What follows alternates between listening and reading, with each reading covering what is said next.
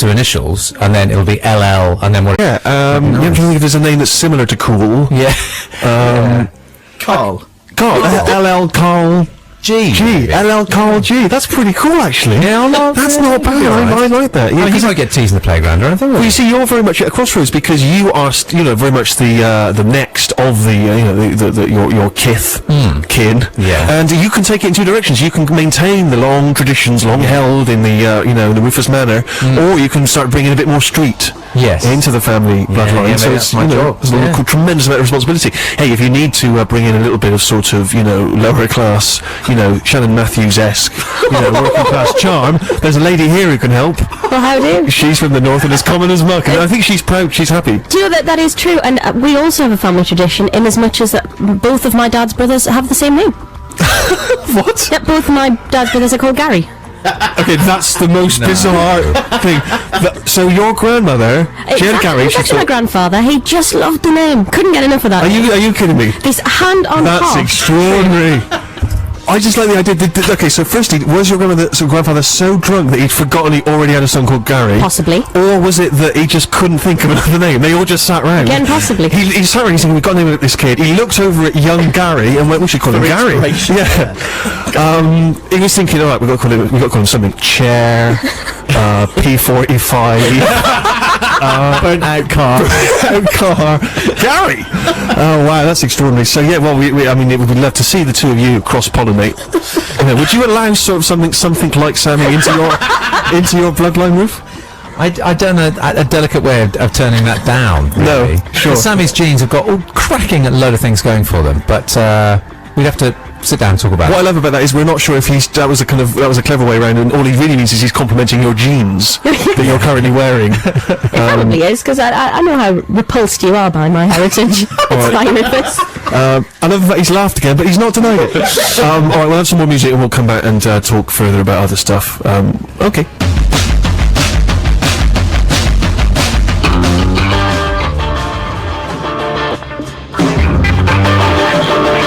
Cracking tune from Texan three-piece White Denim. That's Let's Talk About It. Steve Show 6 Music with me, Steve Roach and the gang. I just remembered actually that PVC lady. I remember she looked. Thinking about it now, she looked like a less attractive version of.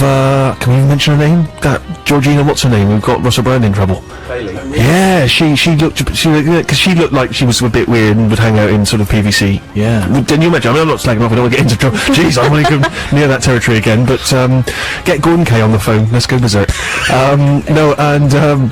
That's if you need a mental image, just in case you're looking for one. There. Thanks very much indeed. What was I going to say unto you? Yes, I've just been shamelessly promoting a DVD that I've got out that I can't talk about. You've been everywhere. I wouldn't say everywhere, but I was on the One Show, which is a great fun show to do, but I've never seen it before. It was the most bizarre program. It started with an item about Stephen Hawking, and then it was about how to get maximum vitamin juice from a tomato. It was the most eclectic program I've ever seen. Then they did something about kind of Christmas novelty songs. It was just such a weird thing. You never quite know how to judge those things, because they were sort of asking me what my if I was a big fan of Christmas tunes, and I am obviously. And but then I mentioned in passing when I was backstage that I was a big fan of the Gary Glitter Christmas song, which bizarrely you never seem to see that on compilations anymore. It's strange. I don't know what happened there, but it's not as popular as it was. I don't know. Obviously, copyright issues or something. But yeah, no, it was it's extraordinary. Just an extraordinary vibe there. And then today I was doing something for the weekend. Cookery show. Again, awful good fun. But I was cooking I would say I was cooking, but I was stirring. I was helping prepare a Yuletide log. No, don't laugh at that, Sammy. It's typical. And I was helping with the chocolate on a Yuletide log. And why is she smirking and giggling? What is it funny about Yuletide logs? Just say there's nothing wrong with that, is there? There's absolutely nothing wrong with that. It's just the idea if you're cooking, that's all it is. Well, I don't know why that's amusing. That's something I do all the time. He's a very good cook. Thank you very much indeed. But the iPlayer, it wasn't that good. But as you know, I am prone to the old nose dribbling. Yeah. Do you know, I'm constantly sniffling, as you know, and I've got a well man. No, I'm constantly. I'm now, as I've discovered, allergic to everything. This is what I've discovered. But it was a terrible moment as I was stirring live TV. Oh, it was all gurgling up there. It was ready to explode, and I was thinking, I don't know what to do here, because I was thinking, do I reach for the handkerchief? I'm still a proud user of the handkerchief. I know we talked about this before. It's some people sort of frown upon it. They think it's not contemporary rock and roll. I knew Rufus would reach into his Oxford chaps. Is that what they're called? Oxford bags. Yeah. His Oxford bags, and pull out a handkerchief. But I thought, I don't want to go for that. You know, can I wipe my nose while I'm stirring that? And I thought something was going to... Oh, no. But what does one do in that situation? Rufus, you're a man of tremendous etiquette Well, it skills. takes us back to those old days of the gentleman's etiquette questions, isn't it? What you can't do, obviously, is rub your nose from elbow to wrist. Sure, yeah. One long movement. Yeah. I think it's probably a question of turning around so your back's to the camera, or dropping something on the floor, giving a good sharp sniff, hoping that boys go back in the barracks, as it were, Oh, right. and then standing up to carry on presenting. But if you don't want that sort of embarrassment of turning the back to the camera or falling, Yeah. you know, dropping other things on the floor, I mean, that seems rather crass. So. Maybe you could make it. Maybe you could say, is there some chili in this dress? Because I don't know about you, but my nose is starting to run. Or do something. I you see, know, so like- make light of it. yeah, the smoke and the God, you know. You see, I'm not used to cooking with hot food or something. I like understand, that. I understand. I just think you missed a huge slapstick opportunity because you were sieving flour, a sneeze there, the flour goes everywhere. You had a black shirt on, the glasses. You could have taken the glasses. Of course.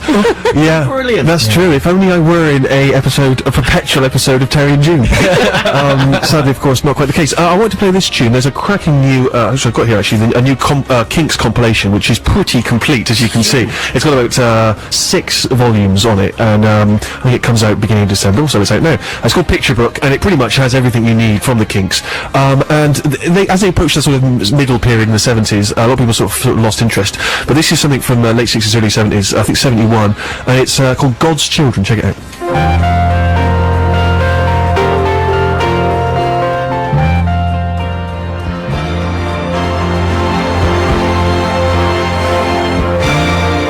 From 1971, the Kinks and God's Children, which, as I say, you can find on this new Kinks compilation, Picture Book. And the reason I play that is because it's taken from the soundtrack of a possibly long-forgotten 1971 film, which the Kinks provided all the music for, and I think it was a sort of tail end of one of their contracts out. And I've been quietly obsessed with this film, never seen it. I'm just fascinated to know how you could string this idea out for an hour and a half. It stars Hugh Bennett, and it's called Percy. And it's about the man who has the world's first penis transplant. That's the entire premise of the film. And then he seeks out, during the course of the film, he seeks out the donor of the penis, and the Kinks provide the music. I mean, how that song fits in to that plot, I have no idea. And I genuinely, if anyone has seen it, please get in touch. Please tell me if it's available, or what it's like, or what the story is. How does it end? What possible narrative is there in finding? I've no idea. But what's so extraordinary is it was seemingly so good and so popular, they made a sequel, Percy's Progress, which came out a couple of years later. So there is 2 films about man with a penis transplant. I noticed Hugh Bennett not in the second one. I don't know whether he felt perhaps he'd explored that character fully, and there was nowhere else for him to go with it. But I've got these kind of quiet obsessions about weird little eccentricities like that from the past, but I just can't seem to source enough information on it. Even the web does not quite provide me with enough information. And the one that, as I was thinking about that, the one that really is still in my head, and I'm sort of fascinated by it, is called Operation Kid Brother. Has a number of other names, including, I believe, OK Connery. And it was released around, I think, sort of late 60s. And it is a spy spoof starring Neil Connery, brother of Sean, as a sort of brother of a secret agent who may or may not be James Bond, in which lots of people from James Bond, including Moneypenny and M and various kind of like some of the villains in there, they also appear in this film with, as I say, Neil Connery as the brother of a secret agent, and apparently Neil Connery's dubbed all the way through it for some reason. It's just the most bizarre idea that they would pluck a man like that from relative obscurity, already presumably overshadowed by his brother's success, and see, well, that makes sense, obviously, to now put you in a spoof version. And then when Connery left the James Bond series, they tried to flog Neil Connery in his place to the Bond producers. They were having none of it. But I don't know, again, if anyone out there has any information on either of these films, are they available? Again, what's the story? What's Neil Connery doing now? I think at the time he was like a plasterer and a carpenter. He got his little moment. I mean, if you're looking at the relative careers of the 2 Connerys, I mean, I've not seen a lot of Neil's work of late. I don't know if, I mean, I'm presuming he's still making films, I don't know, but But anyway, it's one of those things where I'm imagining that the kind of obsessive Six Music listener may be able to help us out. Here's how to get in touch. Text us on 64046 or email stephen.sixmusic@bbc.co.uk. It's a lot like, because obviously Ross Kemp has gone on and done a lot of fantastic stuff, all those documentaries, but his brother Phil Mitchell is still in EastEnders. That's true. You know, so yeah, again, if you've got any information, Text us on 64046 or email stephen.sixmusic@bbc.co.uk. Harry Bells will be here later in session.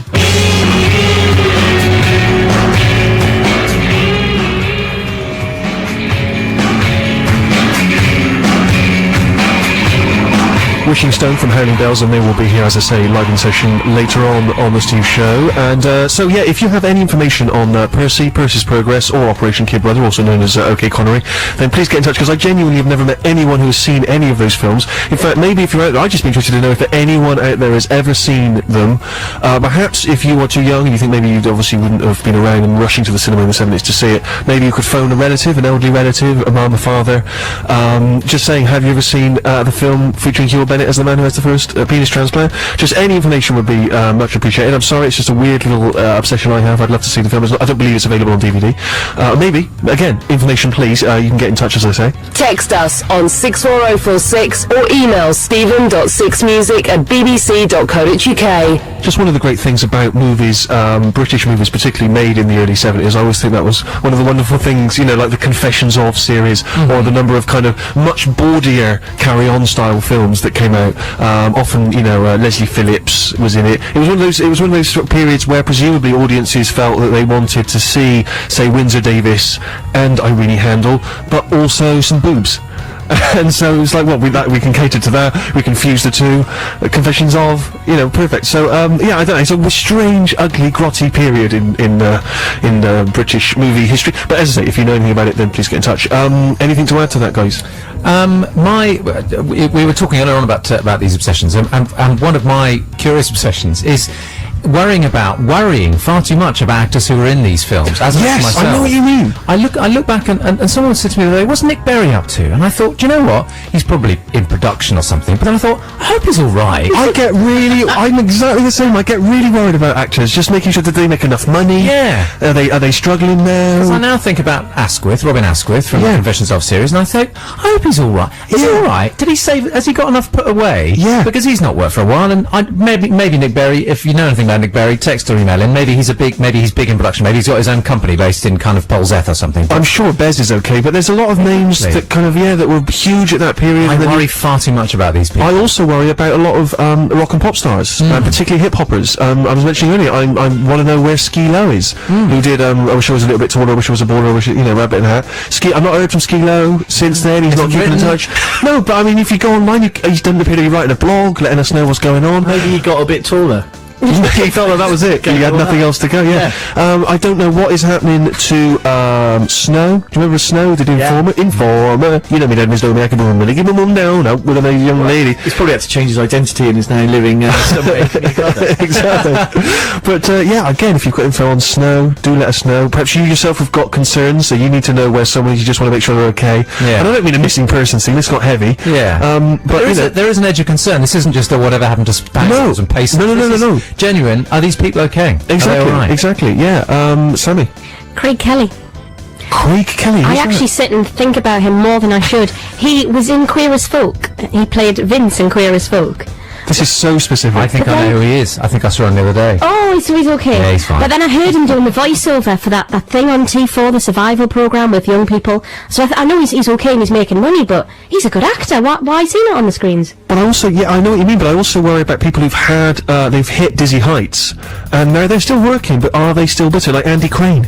Andy Crane, you're shaking your head there, Sam, it's before your time. He used to be, I think he was post-Schofield in the Manchester. Oh, thank goodness for I that. saw a huge, I went to Manchester a few weeks ago and I saw a huge picture of Andy Crane on the side of the BBC building. I was like, oh, he's alright. Thank goodness for that. Crane Not on a there crane. again. Not on a crane. Sadly not. Was it projected on there? Was he naked?